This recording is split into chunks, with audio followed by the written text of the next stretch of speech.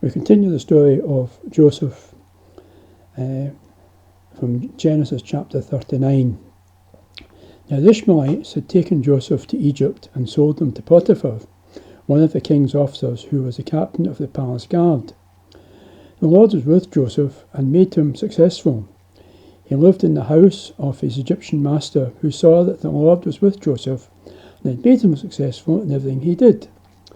Potiphar was pleased with him and made him his personal servant, so that he put him in charge of his house and everything he owned. From then on, because of Joseph, the Lord blessed the household of the Egyptian and everything that he had in his house and in his fields. Potiphar turned over everything he had to the care of Joseph and did not concern himself with anything except the food that he ate. Joseph was well built and good looking, and after a while his master's wife began to desire Joseph and asked him to go to bed with her. He refused and said to her, "Look, my master does not have to concern himself with anything in the house because I am here. He has put me in charge of everything he has. I have as much authority in this house as he has, and he has not kept back anything from me except you.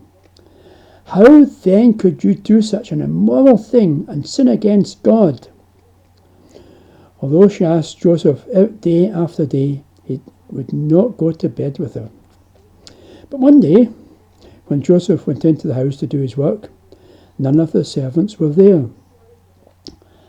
She caught him by his robe and said, "Come to bed with me." But he escaped and ran outside, leaving his robe in her hand.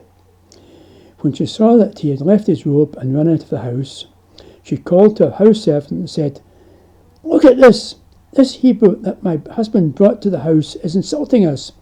He came into my room and tried to rape me, but I screamed as loud as I could. When he heard my scream, he ran outside, leaving his robe beside me." She kept his robe with her until Joseph's master came home. Then she told him the same story. "That Hebrew slave that you brought me here came into my room and insulted me, and when I screamed, he ran outside, leaving his robe beside me." Joseph's master was furious, and he had Joseph arrested and put in the prison where the Lord's prisoners, king's prisoners, were put. And there he stayed. But the Lord was with Joseph and blessed him, so that the jailer was pleased with him. He put Joseph in charge of all the other prisoners and made him responsible for everything that was done in the prison. The jailer did not have to look after anything for which Joseph was responsible, because the Lord was with Joseph and made him successful in everything he did.